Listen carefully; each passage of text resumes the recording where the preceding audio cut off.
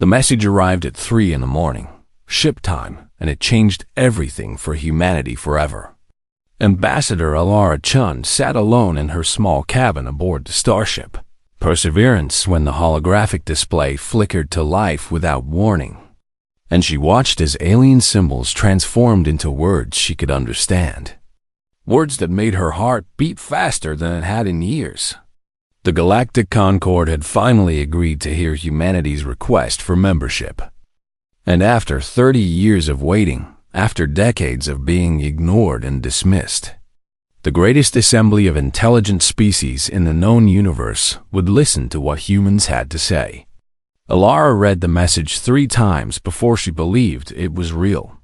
And then she sat in silence for a long moment, thinking about what this meant for every man, woman, and child back on Earth. Thinking about the weight that now rested on her shoulders alone. She was 52 years old, a former teacher who had become a diplomat. A woman who had spent her entire adult life preparing for a moment that most people said would never come. And now that moment was here, waiting for her among the stars. The Perseverance was humanity's first true interstellar vessel. A ship that had taken 20 years to build and represented the hopes and dreams of an entire species. And Alara was its only passenger on this historic journey. She stood and walked to the small window that looked out into the endless darkness of space. And she thought about Earth, so far away now, a tiny blue marble lost somewhere behind her in the vast ocean of stars. The aliens had been watching humanity for a long time, she knew, studying them from afar like scientists observing bacteria under a microscope. And what they saw had not impressed them at all. To the ancient species of the Galactic Concord, humans were nothing special. Just another young race crawling out of the mud on a dangerous planet. A species that would probably destroy itself before it ever reached the stars.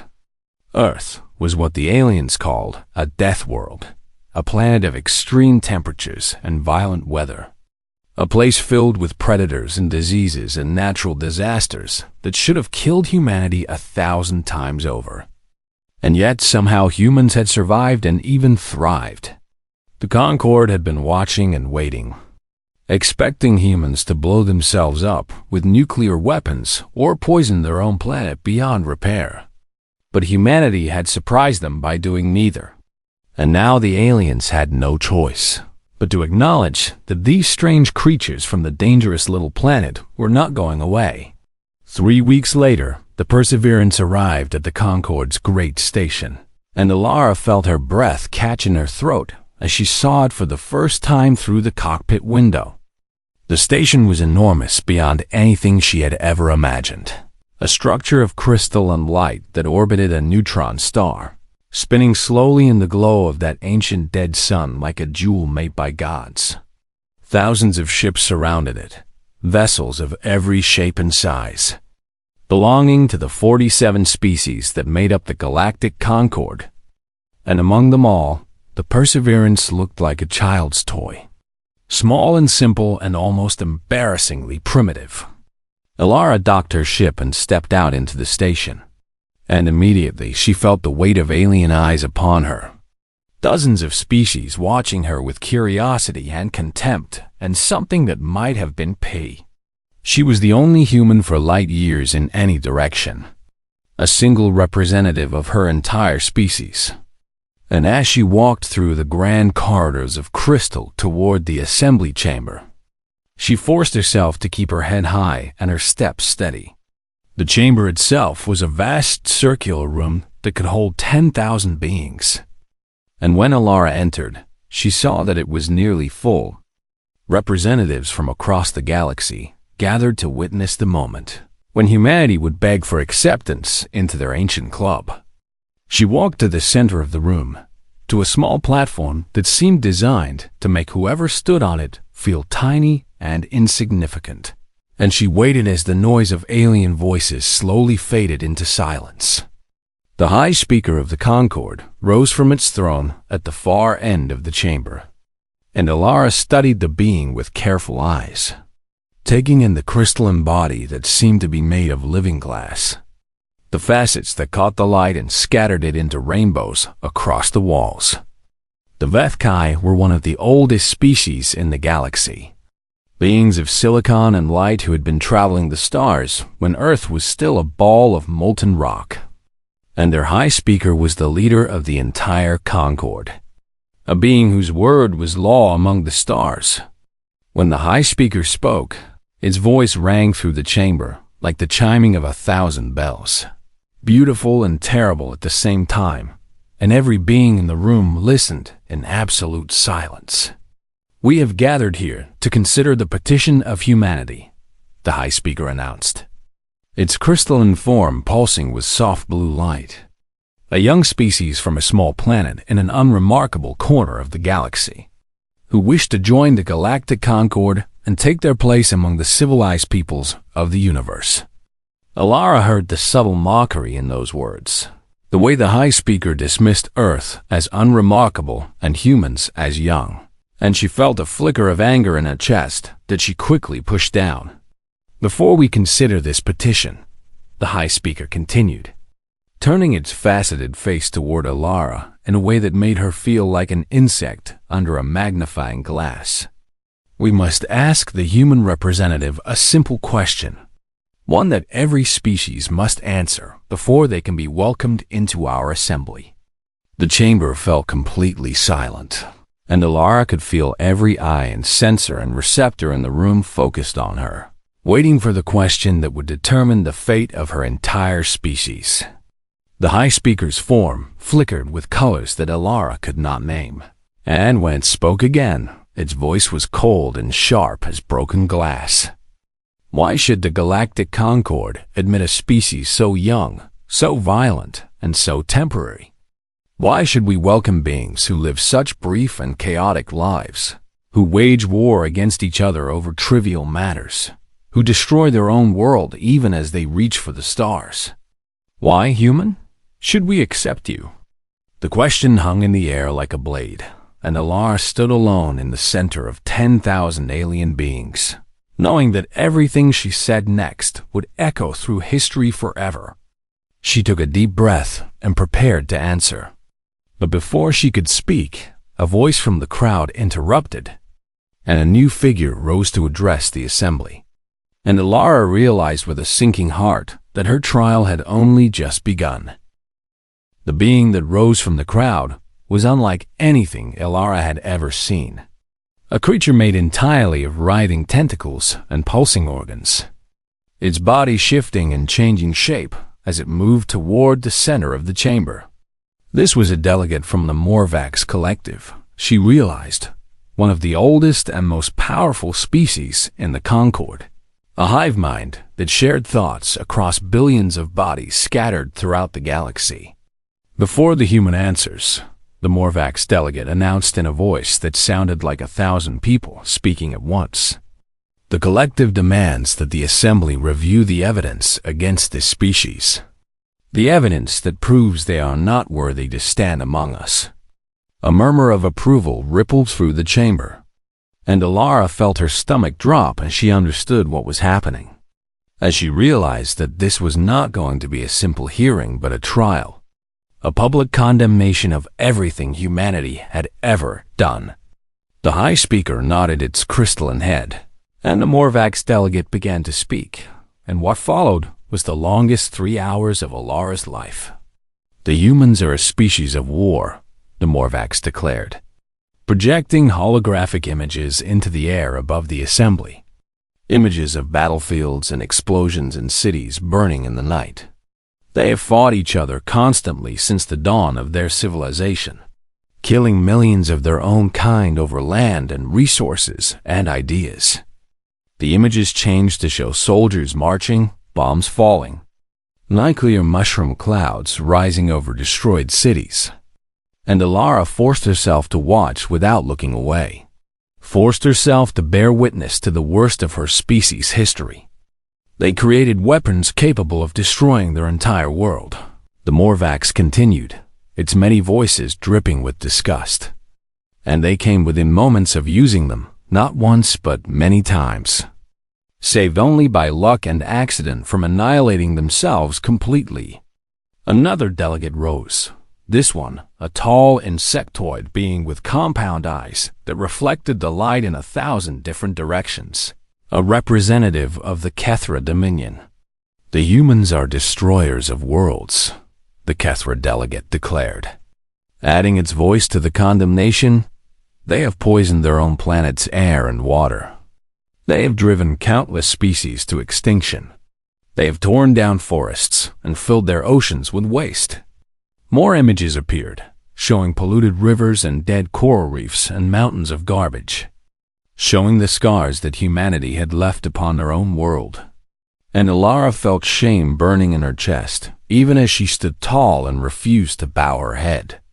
A third delegate rose, this one a being of pure light and energy, a Raylathi, one of the most advanced species in the known universe, creatures who had transcended physical form millions of years ago. "The humans are primitive and emotional," the Raylathi declared, its voice echoing directly in Alara's mind, bypassing her ears entirely. "They are driven by chemical reactions in their brains, by hormones and instincts that they cannot control, by feelings that cloud their judgment and lead them to irrational actions." The Raylathi projected images of humans laughing and crying and screaming in anger, images that were meant to show how foolish and uncontrolled human emotions were. They form attachments to dangerous predators and call them pets. The Raylathi continued with obvious contempt, showing images of humans hugging dogs and cats and even wolves and bears. They bond with creatures that could kill them, treating deadly animals as members of their own families, a clear sign of mental instability. More delegates rose, one after another, each adding their voice to the chorus of condemnation, each listing another of humanity's many flaws and failures.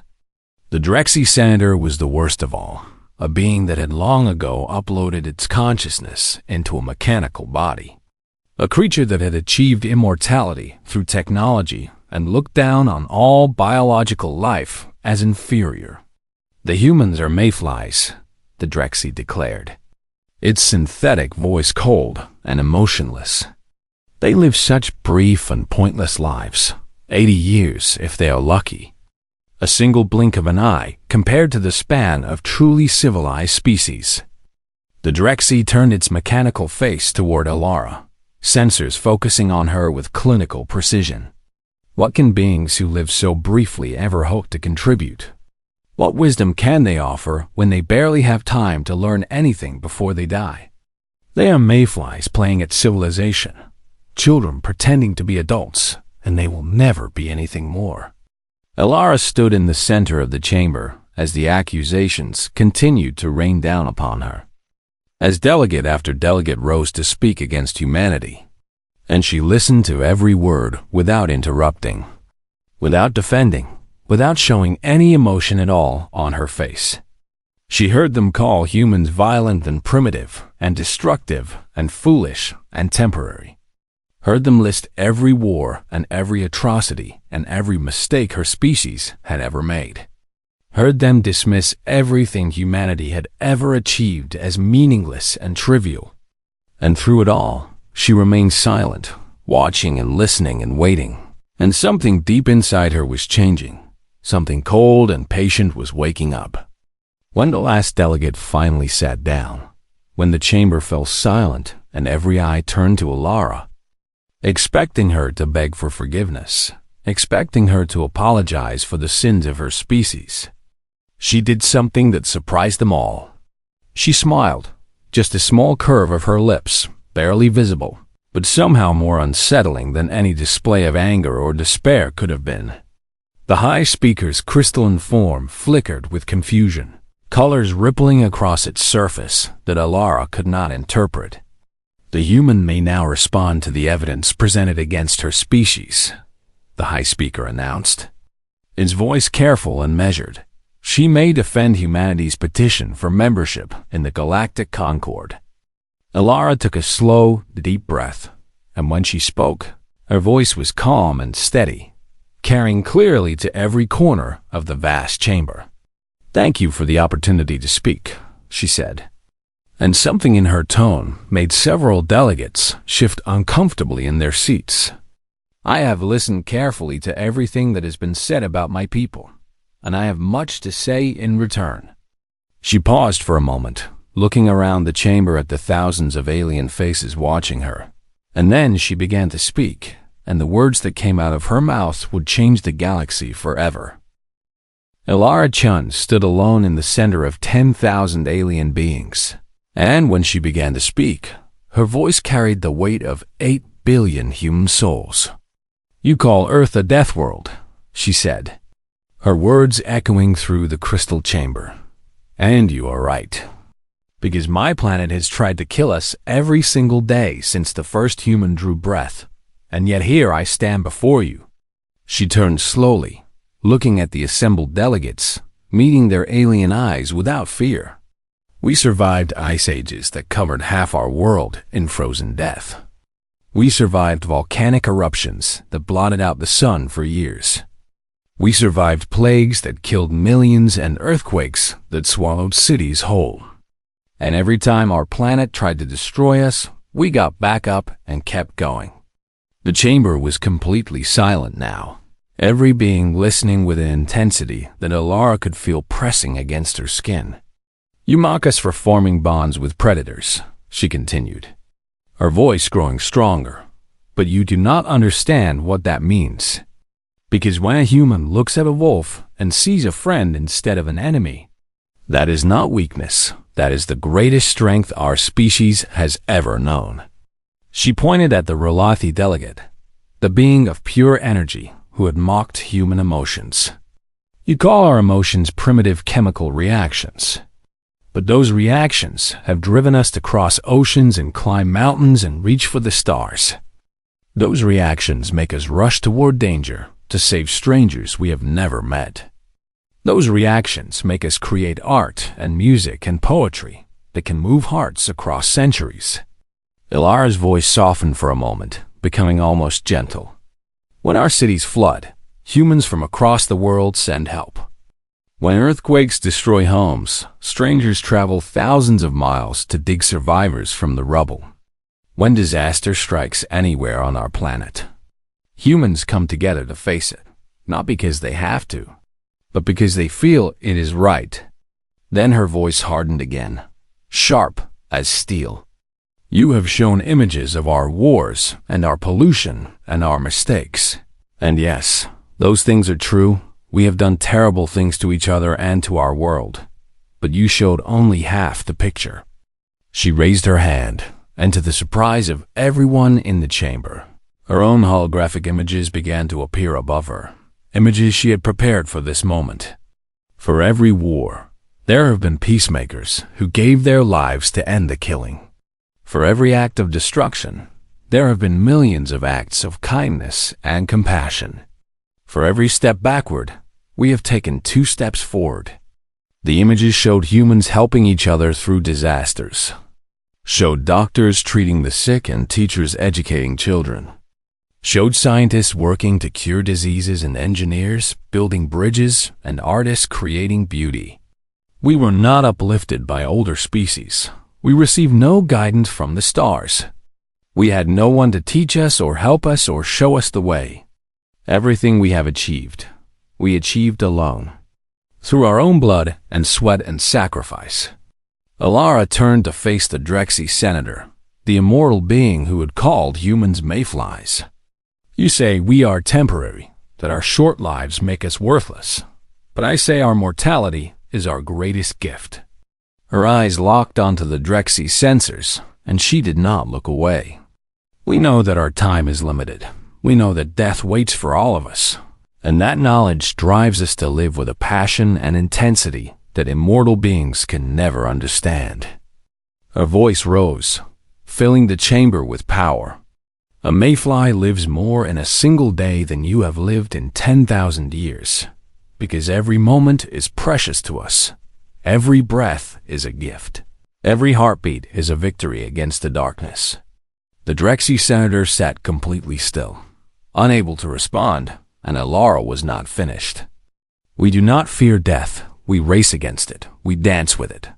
We laugh in its face and dare it to catch us. And that is what makes us dangerous. Yes, but it is also what makes us brave. What makes us fight for things larger than ourselves. What makes us human. She looked around the chamber one final time, at the thousands of alien faces watching her in stunned silence. You asked why you should accept humanity into your concord, but I have realized something while standing here listening to your accusations and your insults and your contempt. Her voice dropped to something quiet and cold. We do not need your acceptance. A gasp rippled through the assembly, sounds of shock and disbelief from 100 different species. We crossed the void alone. We reached the stars without your help. We survived everything our planet and the universe could throw at us, and we did it on our own. We do not need to beg for a seat at your table. Elara straightened her spine and lifted her chin, and in that moment, she seemed taller than any being in the room. You see our scars as signs of weakness, but every scar is a lesson learned. Every mistake is a step toward wisdom. Every fall is a chance to rise again stronger than before. She took a step back from the platform. I came here hoping to find allies, hoping to find species who would see the potential in humanity and welcome us as equals. But instead, I found only arrogance and contempt. Only ancient beings who have forgotten what it means to struggle, to grow, to truly live. Elara bowed once, a gesture of formal farewell, not submission. I thank you for your time, but humanity's petition is withdrawn. We will find our own path among the stars, as we always have. And then Ambassador Elara Chun, sole representative of the human species, turned her back on the Galactic Concord and walked toward the exit.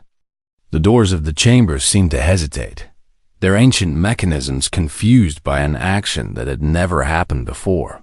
And then they slowly opened, and Elara walked through them without looking back. Behind her, the chamber erupted into chaos. 10,000 voices crying out in confusion and outrage, and something that might have been fear. But Elara did not stop, did not turn, did not waver for even a moment. She walked through the crystal corridors of the station with her head held high. A single human woman who had just told the most powerful assembly in the galaxy that her species did not need them. The silence that followed Elara's departure was unlike anything the Galactic Concord had ever experienced. A void so complete that even the background hum of the station's ancient system seemed to fade away. 10,000 beings sat frozen in their seats, their minds struggling to process what had just happened, trying to understand how a single human woman had walked away from the most powerful assembly in the known universe. The High Speaker's crystalline form flickered with colors that no one in the chamber had ever seen before, patterns that the Vethkai only displayed in moments of profound confusion and uncertainty. And for the first time in 3,000 years, the leader of the Concord had no idea what to say. In the section reserved for the Realathi delegation, the being of pure energy who had mocked human emotions found itself experiencing something it had never felt before. A strange stuttering in its thought patterns, a disruption in the perfect logic that had defined its existence for millions of years. The Realathi had always believed that emotions were weaknesses, primitive chemical reactions that clouded judgment and led to irrational decisions. But now it could not stop thinking about the fire in Elara's eyes, the passion in her voice, the absolute conviction that had radiated from her every word. How could such primitive feelings produce such strength? How could a being driven by chemicals and hormones stand before the most powerful creatures in the galaxy and show no fear at all? The question spun through the Realathi's consciousness like a virus, corrupting everything it had believed to be true. Across the chamber, the Morvax collective was experiencing its own crisis, its billion-strong hive mind fracturing into chaos as individual nodes argued with each other for the first time in millennia. One faction insisted that the human's behavior was simply proof of human irrationality. That walking away from such an opportunity could only be seen as madness. But another faction was not so sure, and the debate raged across light years, spreading confusion through the entire collective. The concept of individuality had always disgusted the Morvacs. The idea that a single being could stand alone without the support of the hive. But Alara had stood alone against 10,000 and had not wavered, had not broken, had shown a strength that came from within rather than from the collective. For the first time in its ancient existence, the Morvacs collective began to wonder if perhaps it had been wrong about something. But no being in the chamber was more affected than the Drexy senator, the immortal creature who had called humans mayflies and dismissed their brief lives as meaningless. The Drexy sat motionless in its mechanical body. Sensors pointed at the doors through which the human had disappeared. And somewhere deep in its synthetic consciousness, something was happening that it did not understand. 8,000 years the Drexy senator had lived. 8,000 years of watching younger species rise and fall. 8,000 years of collecting knowledge and power and influence. And in all that time, it had never once questioned the value of its immortality. But now Alara's words echoed through its circuits like a song that would not stop playing. A mayfly lives more in a single day than you have lived in 10,000 years. The Drexy tried to dismiss the words as foolish human sentiment, tried to remind itself that it had witnessed the birth and death of stars, had seen empires rise and crumble into dust, had accumulated more experience than any human could hope to gather in 1,000,000 lifetimes. And yet, something was wrong. Something did not add up. Because when the Drexy searched its vast memory banks, it could not find a single moment in those 8,000 years that matched the intensity of what it had witnessed today. Could not find a single experience that burned as brightly as the passion in Alara Chun's eyes. What was the point of living forever if every day felt the same? What was the value of immortality if it meant watching the universe pass by like scenery through a window, never truly touching anything, never truly feeling anything, never truly being alive? The sensation building in the Drexy's synthetic chest was unfamiliar and uncomfortable, and it took several hours of analysis before the senator finally identified what it was. Shame. The Drexy was feeling shame, perhaps for the first time in its entire existence. Hours passed, and the chamber remained in chaos. Delegates arguing and debating and struggling to understand what had happened, but no one could agree on anything. No one could make sense of a species that would walk away from everything the Concord had to offer. Finally, as the artificial day cycle of the station began to dim into evening, the high speaker rose and called for silence. "What have we done?" The Vethkai asked, its voice heavy with an emotion that sounded almost like regret. "We came here to judge humanity, to weigh their worth against our ancient standards. But perhaps we are the ones who should have been judged." The chamber fell silent, every being listening as their leader spoke words that had never been spoken in this place before. "We mocked them for their wars, but we have fought our own. We criticized them for damaging their world, but how many planets have we strip-mined and abandoned? We called them primitive, but they achieved spaceflight in a single century, while many of us took millennia." The high speaker's crystalline form pulsed with deep blue light. "And when we offered them everything they had worked for, everything they had dreamed of, they looked at us and saw that our approval was not worth having. They saw us for what we truly are. Ancient beings who have forgotten what it means to grow, to struggle, to truly live." The words hung in the air, heavy and undeniable. The human was right. They do not need us. Perhaps they never did, but I wonder now if we might need them. If we might need beings who remember what we have forgotten, who can remind us why we reached for the stars in the first place. The high speaker looked out at the assembled delegates, and its next words would change the course of galactic history.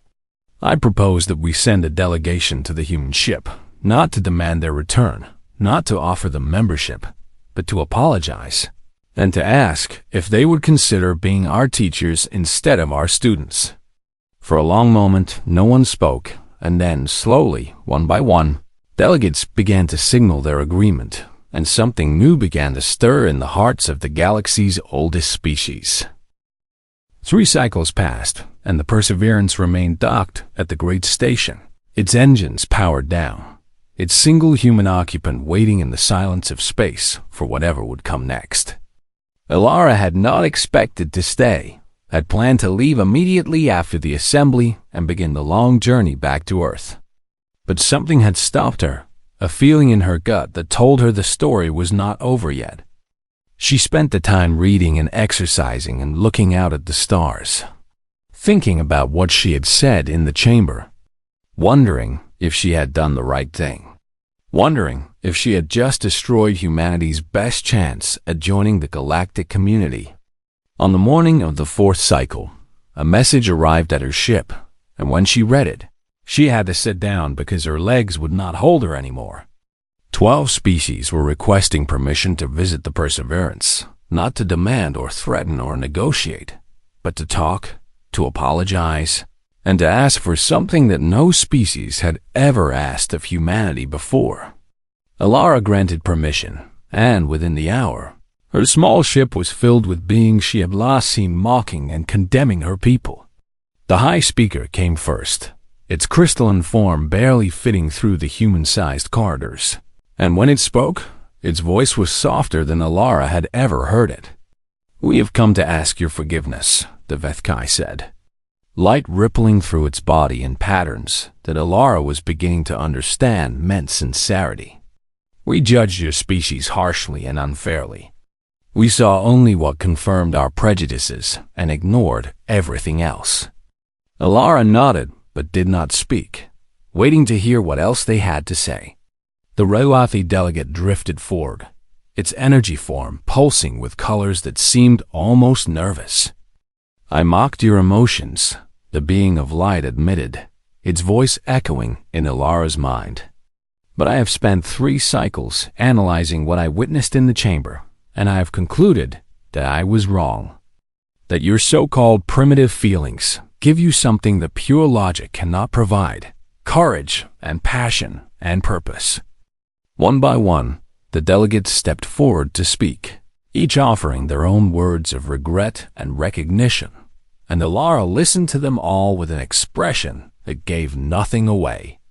Finally, the Drexy senator approached, and Alara saw something different in the way the mechanical being moved, something that looked almost like uncertainty.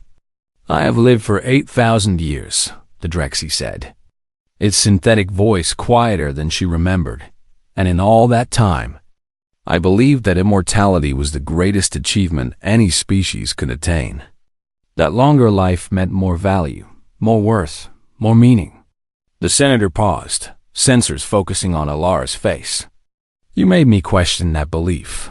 You made me realize that I have spent thousands of years merely existing, watching the universe go by without truly being part of it, accumulating experience without ever feeling anything."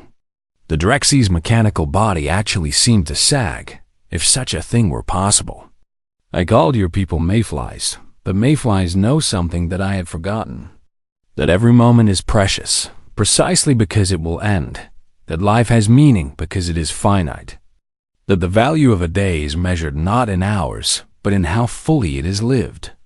Alara felt something stir in her chest, a warmth that surprised her after everything that had happened. "Why have you come?" she finally asked, speaking for the first time since the delegates had arrived. "What do you want from humanity?" The High Speaker moved forward, and when it spoke, its words carried the weight of a galaxy's worth of reflection. "We do not want you beneath us in the Concord. We no longer believe we have the right to judge whether you are worthy to join us. Instead, we have come to ask if you would consider standing beside us, as equals, as allies, as partners." The Vethkai's crystalline form blazed with light. "More than that, we have come to ask if you would teach us, because we have watched younger species beg for our approval, since before your sun ignited. And none of them ever walked away. None of them ever showed us that we were the ones who needed to change. Alara looked around at the assembled delegates, at beings who had mocked and condemned her people just days ago, and she saw something new in their alien faces, something that looked like genuine humility. Humanity has much to learn from the older species of the galaxy, she said carefully. We are young, and we have made many mistakes. We do not claim to be wiser or better than anyone. She paused, and then a small smile crossed her face. But perhaps we can remind you of some things you have forgotten. Perhaps we can show you what it means to live as if every day matters. To love fiercely and fight passionately, and never give up no matter how impossible the odds.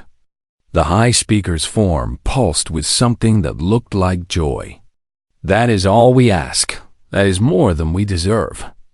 And so a new chapter began, not with humanity joining the Galactic Concord as supplicants, but with humanity becoming something far more important, the conscience of the galaxy, the reminder to ancient species of why they had reached for the stars in the first place.